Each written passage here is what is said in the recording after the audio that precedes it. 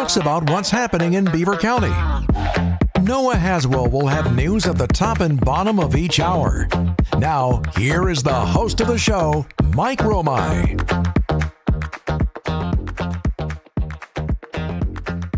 It feels like an exciting Friday before us, and part of the reason for that is the humidity is gone from the air. It's nice and cool this morning. I guess I could say cool. It's 69 degrees, so yeah, that's pretty cool. We've been waking up to 80 degrees for the last couple of weeks, but now it's cool. And speaking of cool, our guest this morning on the program is none other than Larry Kelly, attorney at Luxembourg, Garbutt, Kelly and George. Good morning, Larry. What you want to say is Larry Kelly is as cool as the other side of the pillow. That's it. Isn't that what you want to say? Cool as a breeze on a hot summer day. Stuart. Yeah. Oh man, I got a mental problem. There's nothing the guy quite from like ESPN. Yeah. Stuart. Yeah, he died a couple years ago. Thank you, Frankie. Stuart Scott. Yeah. I apologize. Yeah, but there's nothing that feels as good as that, though, when it's a hot, humid night and you turn the pillow over you flip and it's it nice over. and cool. Stuart Scott used to say he's as cool as the other side of the pillow. How you been, Larry? I'm good. Thank you, Mike. I appreciate it. Yeah, for an old guy, I'm hanging in there, Very brother. good to see you. Well, yeah. I'm doing good. You know, our good friend Tony Amadeo always says it's better to be seen than viewed. So tell me about it. Got that going for you. Tell me about it. And unfortunately, as we age, our friends are passing off way too often. The athletic director from Newcastle High School for many years, Angelo Fornatero, who many people in Beaver County who were ever connected with sports knew of, passed away about a month ago. And, I played football for Angelo. He was a great motivator and, one of those guys that loyalty meant something. Yeah. If you were on Team Angelo, man, he had your back through thick and thin and would do anything for you. So, yeah, it gets tough when you start losing your friends and buddies and relatives and stuff like that. Interesting that you say that because you're going all the way back to high school and things. Last week, Steve Higgins was on, and we had Gino DeMarco, Geneva football coach. After a stellar career at Geneva College. Yeah, and he was talking about Larry Bruno, and he was talking about think about that. Yeah, Larry that's what Bruno, I'm saying. Last coach 50 years ago. Yeah. And all these other coaches, Larry Matrazo, and a lot of names that you probably recognize too as coaching. Sure. And it takes them back 30, 40 years in their memory banks. And you talking about the coach from Millwood City, and it's like you never lose that. You never forget those things. And I coached high school sports, still do, at Newcastle High School. And, your role, I believe, as a high school coach, you're the bridge, and I always say this, that a young man crosses from adolescence to adulthood. So I'm a follower of John Wooden, who said your role as a coach is to not only make better players, but to make better people. Mm-hmm. And I took that seriously. And it's always great. Like last night we went to a musical. The Public Theater in Newcastle did a musical of Grease. And a young man that I coached 16 years ago was in the musical, and we saw each other and, hugged. How you doing, Coach? Right. And, he's a grown man now. He teaches at one of the local high schools. I saw this morning at the gym, I saw a little girl that I coached when she was in elementary school. And, you hug and how you doing, Coach? And it's really great. So, I try to do it right. Tomorrow I'm having breakfast. I was fortunate enough to coach a Whippeal championship baseball team at Shenango High School in 2021. Those young men who were seniors in high school have just graduated from college. So we're having breakfast tomorrow. I want to know what's going on with them. What are your plans? What are you doing? And can I help? Mm-hmm. And that's what it's all about, Mike. So you're still coaching. You're still trying to help them shape their futures. If I can help. We used to, the motto on any team I coached, I would ask one question, either before we took the court or took the field, who can I count on? Mm-hmm. And the response had to be count on me. And that's the way I feel about it, And I always told those guys, you can count on me. If you need me, you call me. And what is it about that? I mean, you look at I look at coaches today. trying to mold young minds and young futures. And I don't see the same kind of coaching, the same kind of attention to details as you're talking about. And even the fact that, and I know this is true, that former players will come up and they'll still call you coach. Yeah, I love that. mean, they're in their 20s, 30s, 40s, and they'll still say, hey, coach. And you can call me Mike, or you can call me Larry. You don't have to call me. It's the greatest. Yeah. It's the greatest moniker you can receive when they call you coach. It's a little tougher today because parents won't allow some of their children to be coached. True School enough. boards have no backbone and don't stick up for the coach when push comes to shove. And sometimes the coach is out of line. I've seen it, but sometimes little Johnny gets yelled at. The parents run to the school board, and the school board, under the pressure of political unseating, does things that, unfortunately, it happens way too often in the world we live in today. And I've heard it said, and since you're still in the coaching game, you can probably relate to this, is that the traveling teams have taken a lot of that away from the coach of the high school team, because they're going up against these stars from other parts of the state, and they think they're better now. Well, I always tell the story. We played in the Whitfield Championship game. We played Seton LaSalle. They had 5 Division I baseball players on their team, and they came from all around Allegheny County, right? Our players came from a 5-mile radius. Their players came, it was an AAU team, and, I tell the story. It's a funny story. First of all, I told my team, I want to go to battle with guys who grew up drinking their water out of the garden hose together. You understand? There's a certain bond to that, Mike. You understand? Yeah. When you grow up in the backyard playing with your buddies and you're drinking water out of the garden hose, that there's something to be said about that. And we had a pep assembly the day before, the championship game. And after I introduced all the players, Larry Kelly, being Larry Kelly, sometimes I go over the top, as my wife likes to remind me. I told the athletic director, I said, I want you to call the athletic director from Seton LaSalle tomorrow. And he said, why's that? I said, I want you to make sure they know we're coming. We're going to show up. Just in case they think we're not coming, we're going to be there. And I said, and I want you to tell them one other thing. What's that? They better have their big boy pants on, because we're coming to win. And we were lucky. We won 2-1. And to finish that story, Mark, Mike, I was a big fan of Jim Valvano. I always support the V Foundation for Cancer Research. I donate every year. He was a coach that believed in motivation, and I do a lot of the same stuff that he did. And Coach Valvano, before the season would start, would have his team at one practice cutting down the net, because that's what basketball teams do when they win a championship. Well, what do baseball teams do when they win a championship? Mike, do you know? What do they do after the game's over and they won? They storm the mound. They dogpile on the mound. Yeah. So after the pep assembly at practice that night before the game, when we were done, I said, okay, give me the starting 9 out on the field, everybody else in the dugout. I said, there's 2 outs in the bottom of the 7th inning, and we're winning by 1 run. I'm going to stand at home plate, and Shane Cato, you're going to throw the pitch because you're pitching tomorrow, and I'm going to swing and miss. And we're going to practice the dog pile, because that's what championships teams do when they win. Yeah. So he threw the pitch. I swung and missed.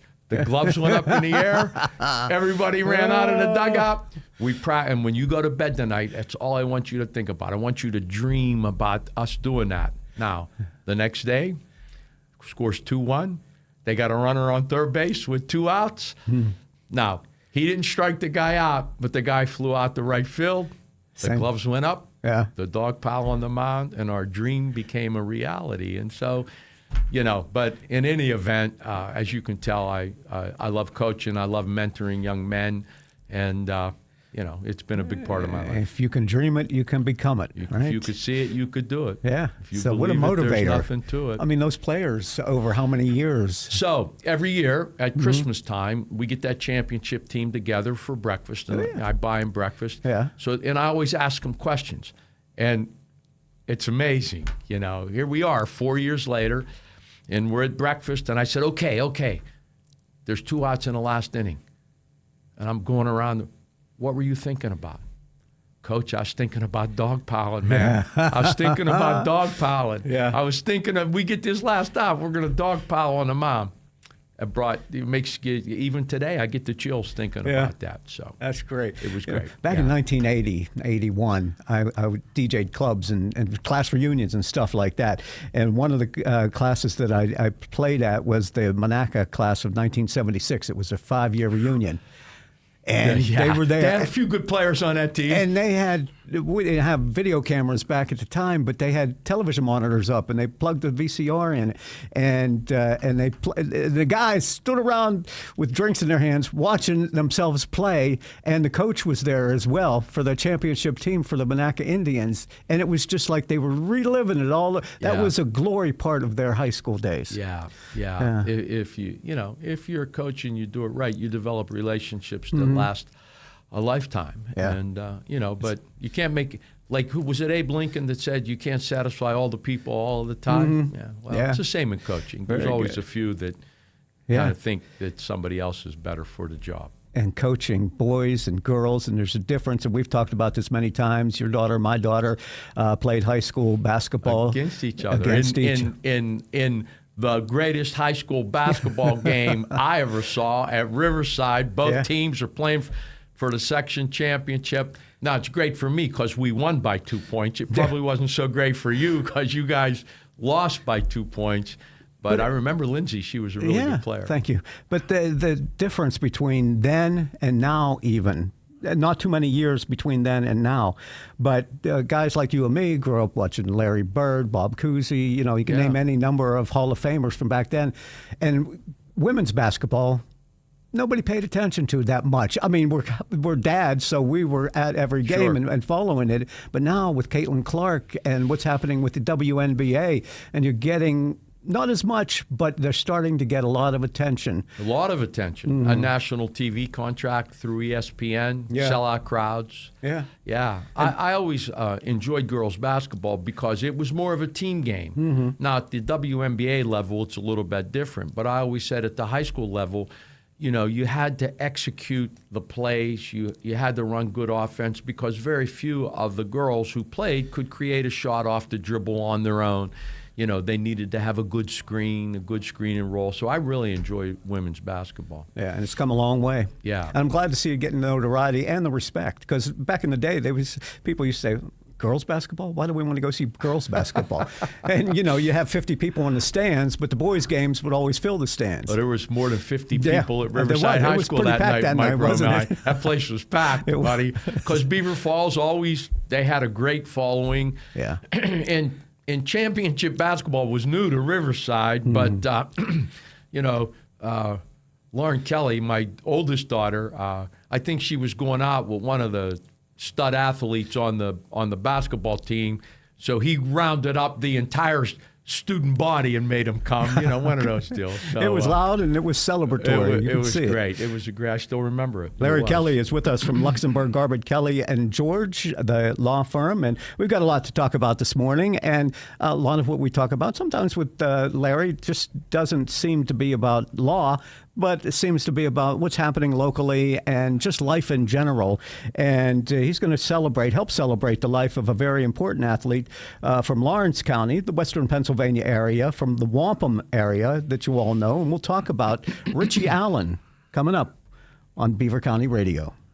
The Larry Bruno Foundation for a weekend of celebration. Friday, July 25th at 6 p.m. will be the grand opening of the all-new Hall of Achievement on 7th Avenue in Beaver Falls. Then Saturday, July 26th, the Larry Bruno Foundation will celebrate this year's inductees into the Circle of Achievement. This year's banquet is at 6 p.m. at the club at Shadow Lakes in Aliquippa. Tickets are available by calling Ed DeRose at 412-298-1430.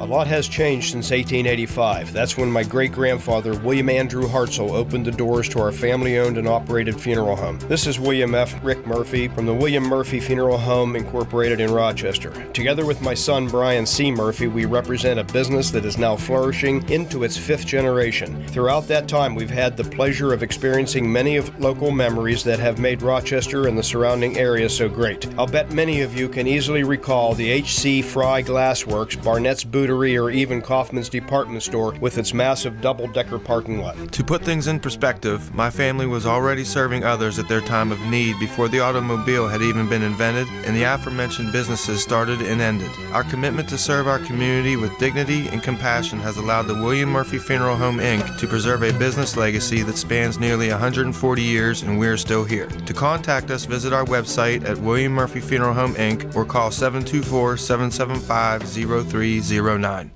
When you talk about community involvement and safety, the name Fry stands at the forefront in Beaver County. Fry Transportation's mission is to continue to raise the bar as the gold standard in their industry by providing the safest, most reliable, and cost-efficient transportation service in Beaver County through their strong relationships with their communities, best-in-their-class drivers, equipment, and technology. There's nothing more important than the safety of their students, employees, and community members. Fry Transportation, where the quality of their organization is characterized by the makeup of the individual behind the wheel. It might be time to repair or replace that old garage door. Call on Robin and her team of expert installers at Electric Garage Door Sales in Monaca. Dial 724-774-3200 and your door will work like a charm. Featuring CHI quality garage doors, LiftMaster garage door openers, and over 50 years experience, Robin and her team will get it done right. Electric Garage Door Sales. Give them a call at 724-774-3200 or find them online at electricgaragedoorsales.com. We are talking with Larry Kelly from Luxembourg, Garbett, Kelly, and George, and we're talking about so many different things. Larry, before we go to the news break, let's talk about the law firm. Let's talk about how people can get in touch with you. Yeah, it's LGKG. We have offices in Beaver Falls, of course, Cranberry, Pittsburgh, Newcastle. We're a personal injury law firm that handles, automobile accidents, workers' compensation claims, medical malpractice claims, Unfortunately, medical errors are the third leading cause of death in the United States of America. That's hard to believe in the world and the country that we live in. And so oftentimes when people come to us, in those settings, they're tragic cases. And you've handled many of them over the course of your career. We just resolved one yesterday. It was a terrible case that we were able to resolve, fortunately, and it's, they come in all sorts of shapes and sizes. We had a case where a mother lost her only child who was 44 years old, walked into an emergency room with chest pain, nausea, and vomiting. What do you think was going on, Mike? Sounds like a heart attack to me. Sounds like a heart attack to me. They did an EKG, misread it, sent him back to the waiting room for an hour, and he died right in front of him. Right in the emergency room. That shouldn't happen in the world that we live in today. Right. That should not happen, but unfortunately it does. And I could tell you so many stories like that we've handled at LGKG through the years. And the fact of the matter is, they've got big number law firms that will come to their defense and try and conceal anything that's going to make them look bad. They will defend any case. They had a defense in that case, how do you know he had a heart attack? Are you serious? How about the death certificate said he had a heart attack? Let's start with that. Yeah. How do you know maybe there was something else? Are you serious? So I've seen all kind of defenses, Mike, that sometimes shake your head, but oftentimes are beneficial to them, because I think most people, not so much anymore, want to give the medical profession the benefit of the doubt. It doesn't happen as much anymore. Why? Because people have seen what has gone on in the medical world, where it's all about money. It's all about money. It's a business now. And unfortunately, when it becomes dollars over safety, profit over patient care, then bad things can happen. And it's amazing, because I know part of your sales pitch is that if we don't get you what you deserve, you don't pay us. There's no recovery, no fee. That's always the case. We're big boys, Mike. In that case that we just settled yesterday, we probably had $25,000 in cost, and the case wasn't even, it was scheduled for trial in September, but it would have been more than that had we gone to trial. But at LGKG, we're big boys. We know you can't take that financial risk, and we don't ask you to do it. If we're successful, yes, we get reimbursed our cost. But if we're not successful for you, we don't get paid fee and we don't get reimbursed our cost. And so we're the ones that take the financial risks because at LGKG we can. Yeah, and so why would the other side even take that to court? As you described it, it seems to me, as somebody who knows nothing about medicine, that sounded like a heart attack. They would know it, and they have all kind of money. What would their thoughts be to even go to court? That you would back down from it? Larry Kelly doesn't back down from anybody, Mike. We've known each other a long time. Maybe they thought that. They thought that. I have no idea. Listen, they throw stuff against the wall, and it used to work more so than it does now. And when they said they're not settling the case, I said, that's great. Let's go to trial. Not too often do I get to tell the jury a story like I just told you. And when I tell it, I'll tell it in vivid detail, and they came to their senses, and the case ended up resolving. Larry Kelly from Luxembourg, Garbett Kelly, and George LGKG. We'll continue our conversation. Speaking of issues, that the East Palestine issue has reared its ugly head once again. There seems to be some question as to whether or not the EPA and Norfolk Southern had gotten together and maybe switched some of the information that was supposed to be revealed. Not sure what's going on with that, but Noah Haswell does, and here he is with the news. Beaver County Radio's news source, 99.3 FM, 1230 WBVP, and beavercountyradio.com. Here's Noah Haswell. Good morning on this Friday, July 18th of 2025. We will have a complete Beaver County radio weather forecast after we take this look at news.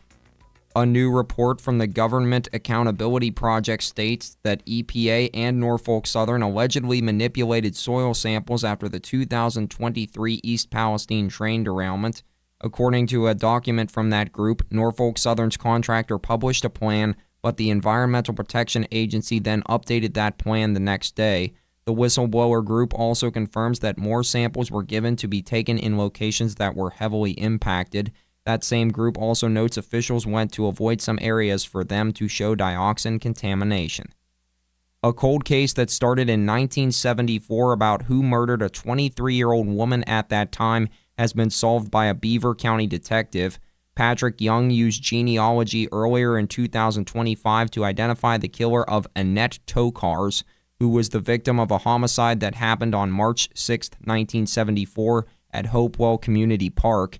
Detectives have confidence to name a former boyfriend of Tokars, Walton Sims, as the one who killed her. According to Young, the DNA match for Sims was 99.7% for an identification through the genealogy test. The Board of Governors from the Pennsylvania State System of Higher Education has recently voted to raise tuition in Pennsylvania for the first time in 7 years. According to the Pennsylvania State System of Higher Education, the increase could be rolled back if funding is increased. The tuition is now just below $8,000 a year, with an additional $139 each semester for students in colleges, including IUP and Slippery Rock University. According to a recent letter from Carnegie Mellon University President Farnam Jahanian, the fence there is closing after a recent message protesting President Donald Trump. The Pennsylvania Energy and Innovation Summit was held there on Tuesday, and someone painted the words, "No rapists on our campus" on the fence.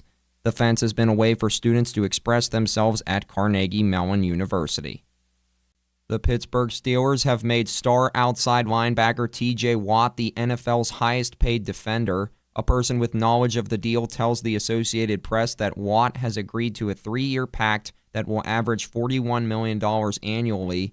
The person spoke to the AP on condition of anonymity because the deal had not yet been made public. Watt, who was entering the final season of the 4-year extension he signed in 2021, skipped organized team activities and mandatory minicamp to put pressure on the Steelers' front office for a new contract. A rollover crash occurred in the Point Breeze neighborhood of Pittsburgh on Thursday morning, which killed one male teenager and injured 3 others. According to Pittsburgh Public Safety, first responders were dispatched to the 1200 block of Beechwood Boulevard between Beechwood Lane and Gettysburg Street just before 1 a.m. One passenger in the car that crashed is in critical condition, while another passenger and the driver are in stable condition. 18-year-old Jacob James Serlin was who died at the scene. There is an ongoing investigation for this incident. An Israeli shell slammed into the compound of the only Catholic church in the Gaza Strip, killing 3 people and wounding 10 others, including the parish priest, according to church officials. The late Pope Francis, who died in April, had regularly spoken to the priest about the situation in the war-ravaged territory. The shelling of the Holy Family Catholic Church in Gaza on Thursday also damaged the church compound, where hundreds of Palestinians have been sheltering from the 21-month Israel-Hamas war. Israel expressed regret over what it described as an accident and said it was investigating. Pope Leo XIV renewed his call for an immediate ceasefire in response to the attack. Here's the Beaver County forecast. Partly sunny today with a slight chance of showers and thunderstorms. We'll see a high near 80. Cloudy tonight. We'll drop down to a low around 65. A mix of clouds and sun tomorrow, along with the chance of rain and thunderstorms. We'll reach highs near 86 and lows around 70. And mostly cloudy with a chance of showers and thunderstorms on Sunday. Look for highs near 81 and lows around 60. I'm Lisa Marie with your Beaver County weather. That's a look at the news for now. I'm Noah Haswell on 99.3 FM, AM 1230 WBVP, 95.7 FM, and 1460 AM WMBA, also streaming live around the world at beavercountyradio.com.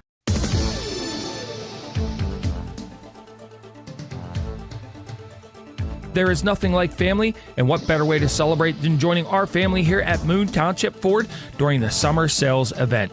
With rates as low as 0% or a rebate of $7,500, now is the perfect time to make a move on one of the remaining 2024 F-150s because the deals are scorching hot.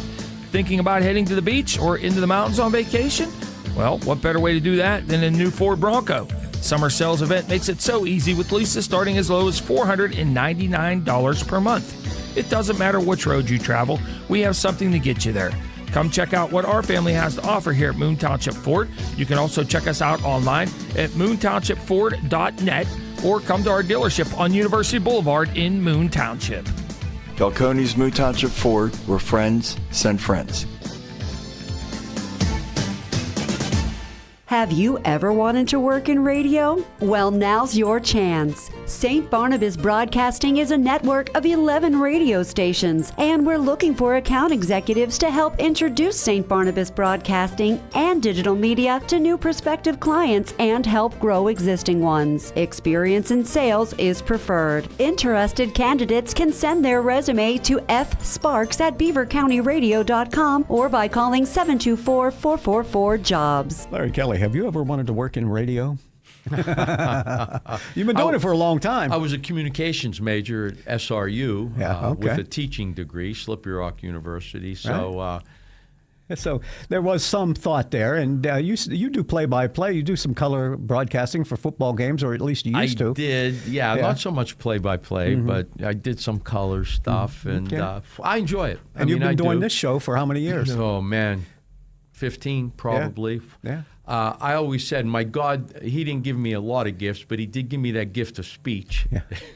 And I try to use it for the benefit of others, as well as the ability to write. And, we were talking about Dick Allen. I wrote a column when he was up for the Hall of Fame, and they're having a ceremony in Wampum next week. I did get, they asked me to speak. Donnie Mancini, who was like, nobody knows more about baseball, at the gathering, which is next Friday in Wampum, basically because I wrote a column that said, look, Dick Allen's a Hall of Famer, and the fact that he wasn't in before this last vote was a travesty. It was a travesty. And basically, it's based on statistics. It's not my opinion. It's a fact.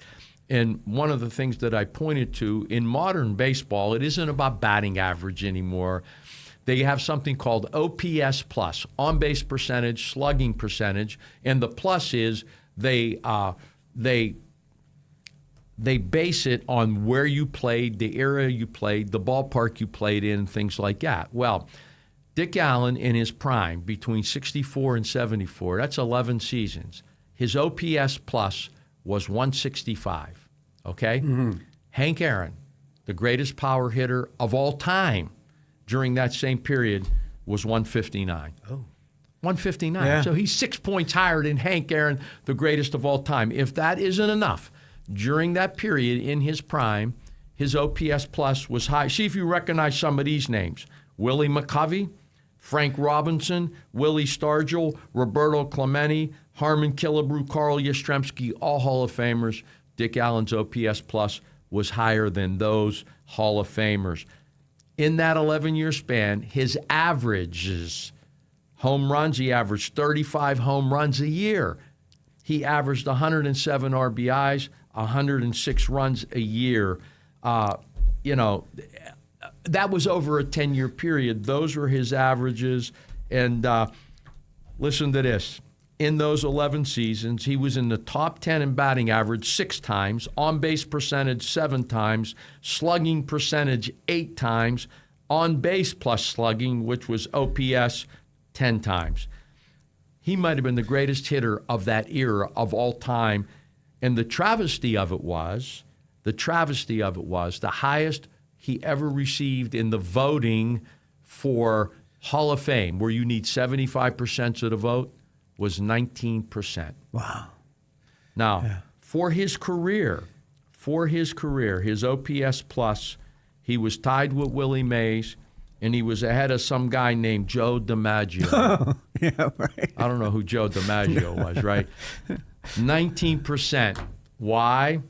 Well, Richie Allen started his baseball career in Arkansas. They called it ground zero for racial prejudice. Wow. And he grew up right down the road, right? Yeah. In Wampum. Right. Where Beaver Falls, Newcastle, Wampum, blacks and whites, we played together. We went to school together. We ate in each other's homes. Right. So racial prejudice was something that was so new to him. And, he wasn't going to stand for it. You remember Frank Sinatra's song about My Way? Right. About being a man who says what he feels rather than bends on his knees? Well, that's who Dick Allen was. And man, I respect guys like that. And then to make matters worse, when he left Arkansas, he went to Philadelphia. They booed Mike Schmidt, Wilt Chamberlain, and threw snowballs at Santa Claus, okay? Right. So... Right. And so they were throwing things at him, and Dick Allen had to wear a batting helmet to protect himself in the field. So he's a Hall of Famer. He got his due. Unfortunately, it was after his passing, and there's going to be a celebration in Wampum next Friday that people should come to. They're going to call it Dick Allen Day?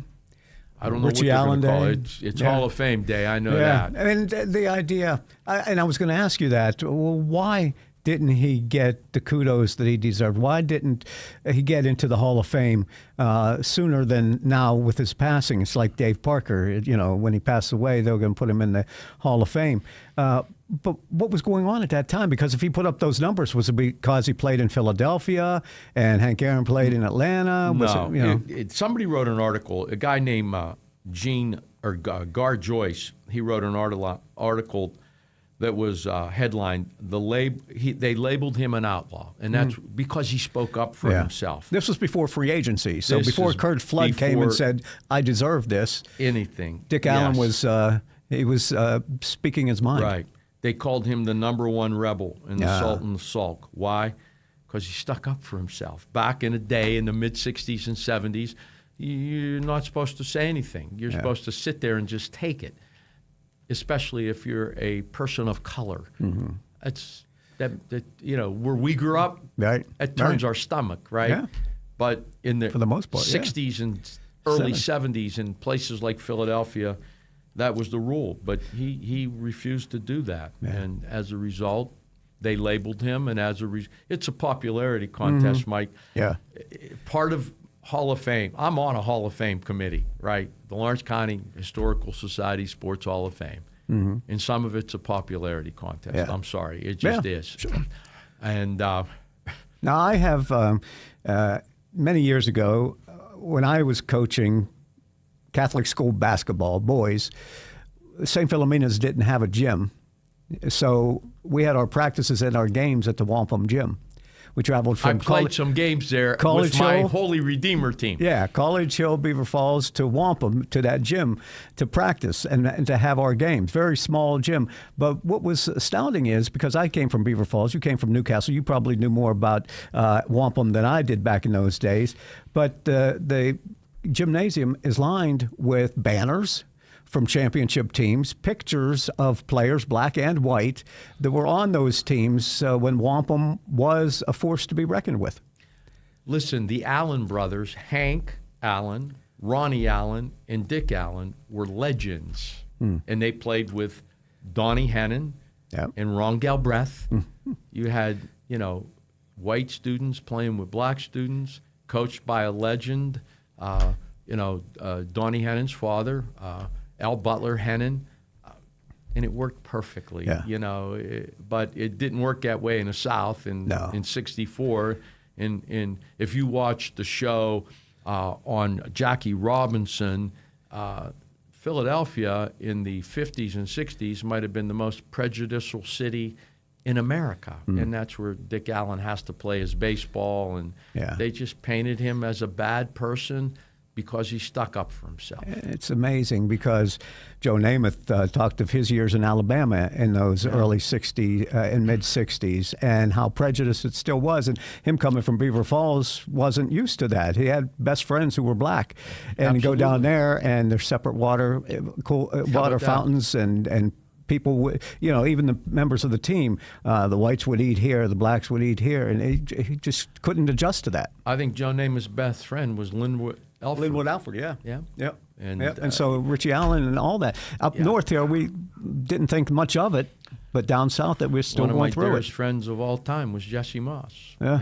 Maybe one of the greatest athletes ever to come out of Newcastle. But it was different, and you ask why, that was why. Once you get labeled, it's hard to drop those labels, but it'd have been nice if it would have happened during his lifetime, but he got his due. Here's a guy, Richie Allen, Dick Allen, who put up Hall of Fame numbers for Hall of Fame numbers, better than Willie Mays and Hank Aaron. Yeah. And this was an era when they didn't make any money playing baseball. They usually came home in the off season and had to have other jobs to pay the mortgage. So he didn't make big money. And when he retired, when his health was failing, he came back to Wampum. Yeah. And Wampum embraced him once again, as they're doing next Friday that you're talking about. Yeah. It's there's no place like home, and that was always home to him. And you would find Dick at some of the local clubs hanging out, telling stories. You know what I mean? And I still I'm able to submit columns to the Newcastle News because part of my journey, I was a sports writer, English teacher, couldn't get a job, and I end up writing for the Newcastle News with that background. I always wanted to interview him, and it just never happened. It would have been a great story, because I was a fan. Yeah, and you didn't hear much about him once he retired, once he came back. Who would have known he lived in Wampum at the time? Nobody. Yeah, right, because he didn't make an issue out of it. No, and didn't do interviews like that. No, this is a Hall of Famer, one of the greatest of all time. Statistically, no question about it, one of the greatest of all time. Do you know if this celebration is open to the public? It is, absolutely. Okay. And it's next Friday? It's next Friday, and they sent me let's see if I can find it real quick, a note, and it appears that it's called the Dick Allen Hall of Fame Celebration, Friday, July 25th, the social hours from 5 to 6 o'clock. It's at the Main Street Chapel, 911 Clyde Street, Wampum. Well, if you go to Wampum, you can't miss that. Can't miss it. There's Main Street, right? There's only one real street in Wampum, right?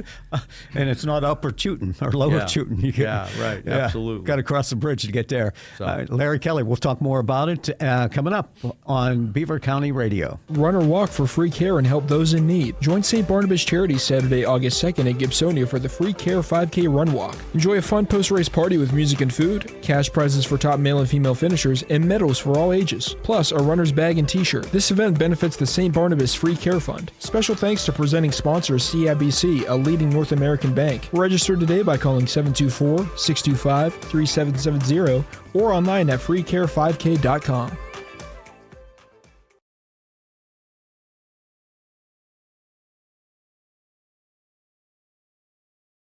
What's everyone in Beaver County talking about? It's Beaver County Radio, brought to you exclusively by Fry Transportation. Beaver County Radio and Fry Transportation, a winning team in Beaver County. Are you frustrated by high copays for your generic drugs? Stop overpaying and start saving. Discover Forward RX, your local cost-plus pharmacy in New Brighton. At Forward RX, we believe in transparency and affordability. No insurance middlemen, no inflated prices, just the true cost of your medication plus a simple fixed markup. Join the Forward RX family today and experience the difference. Check out our medication prices online at fwdrx.com or give us a call for a price quote. Forward RX. Come for the savings and stay for the service. Tune in to Beaver County Radio 99.3 FM and 1230 WBVP every Monday and Thursday from 5 to 6 p.m. for Thinking Logically with Joe Corsai. It is an all-new show that takes a look at the conservative side of politics. Thinking Logically is also presented on the WBVP-WNBA Facebook page and YouTube channel. That's Thinking Logically with Joe Corsai each and every Monday and Thursday from 5 to 6 p.m. right here on Beaver County Radio. NASCAR heads to Dover. Start your engine!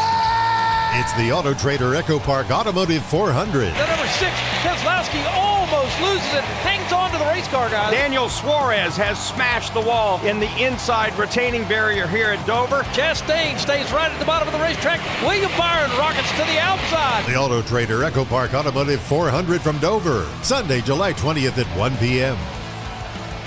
At AK Mayhaus, we work hard to find you the best value on appliances, mattresses, and furniture. This summer, take a vacation from inflation. We have overstock and clearance furniture in every department up to 50% off. Living rooms, bedrooms, dining sets, mattress closeouts, occasional tables, and more up to 50% off and free local delivery. Ashley sofas start at $4.99 and recliners at just $2.99. The Vacation from Inflation clearance sale going on now at AK Mayhaus Appliance, Furniture, Mattress, and TV. You'll do okay with AK. You're listening to Beaver County Radio. I'm Mike Romay. Our guest always inspires me, always motivates me. After we get done talking for an hour, I feel like I want to go out and do something.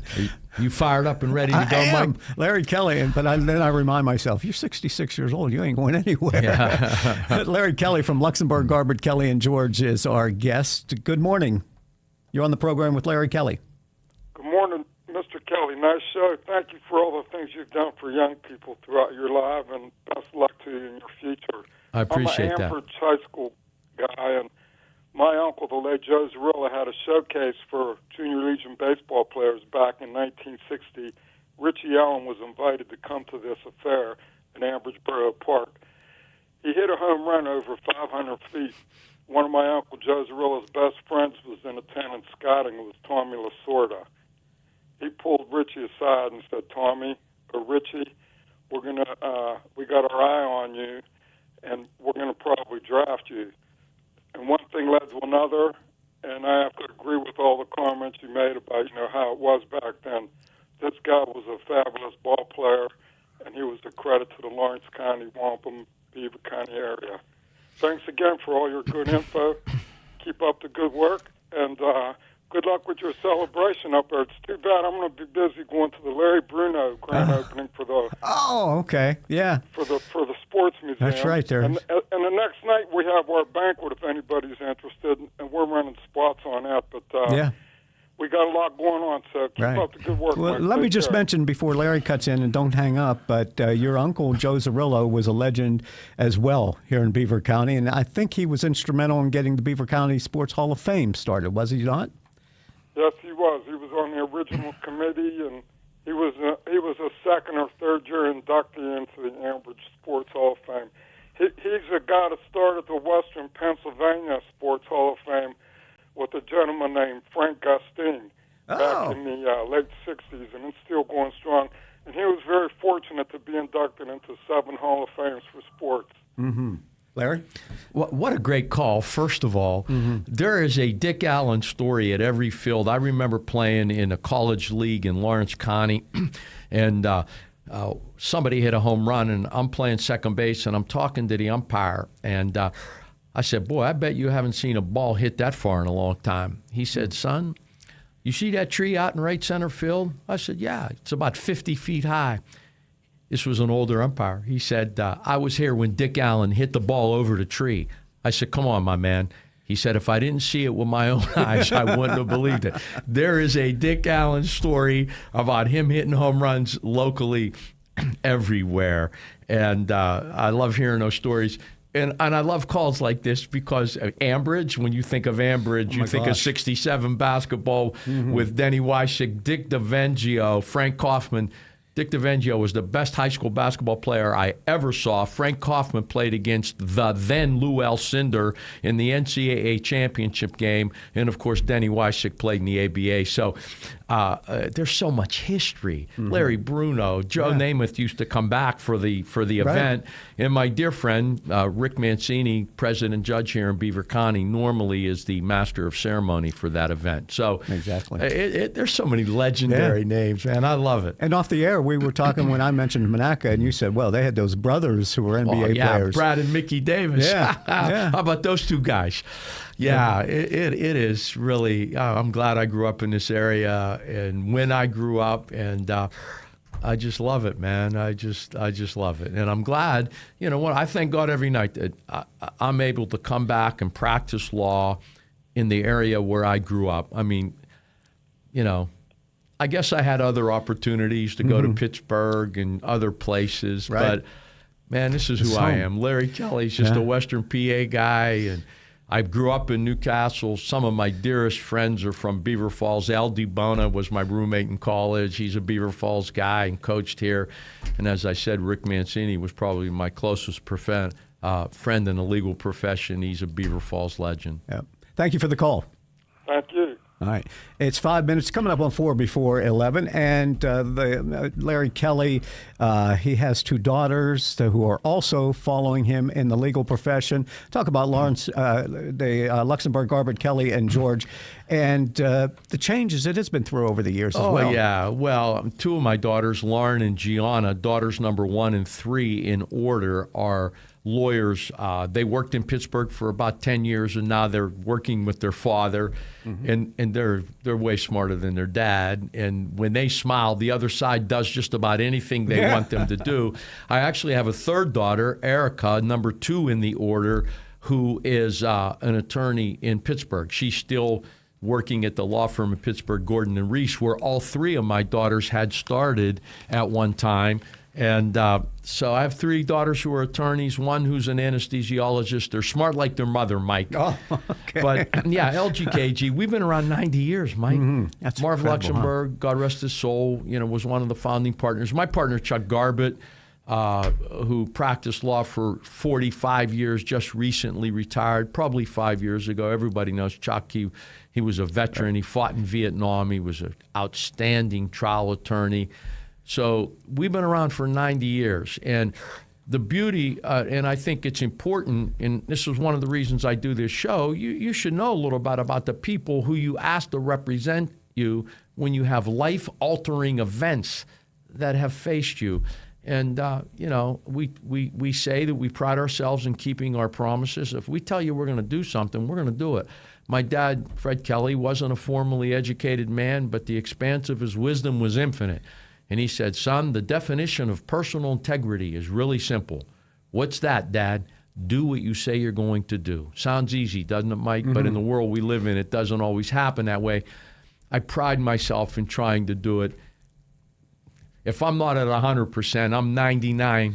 Yeah. Because if I don't do something I say I'm going to do, I hear my father's voice, and that haunts me. So, I'm very fortunate to be able to practice law where I grew up. I live in Beaver County. I lived here for 30 years. I grew up in Newcastle. So, I'm homegrown, Mike. Yeah, very good. And you're keeping it going and keeping us honest and keeping it real. I always, every once in a while, I quote you whenever somebody says something, and I say, well, what my friend Larry Kelly always says, his dad's advice was, I've seen the movie. I know how it's going to end. I've seen the movie before. I know how it ends. Yeah. Man, did I hear that. Yeah. Normally, when I was about to do something stupid, he would tell me that.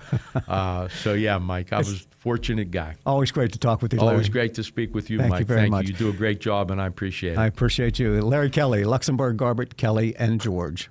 Looking for an elevated dining experience with a lively bar atmosphere? Then Jackson's Restaurant and Bar in Monaca is your destination. Join Jackson's for Thursday Night Live, featuring top-notch local music. Jackson serves modern American cuisine with a fresh flair. Perfect for lunch, dinner, and now Sunday brunch from 2 to 6 with entrees like grilled salmon, grilled sirloin, and bacon-wrapped pork tenderloin. Located near the Beaver Valley Mall, adjacent to the Hilton Garden Inn, Jackson's event space is the perfect venue for weddings, bridal showers, or anniversaries. Visit jacksonsbeavercounty.com for details.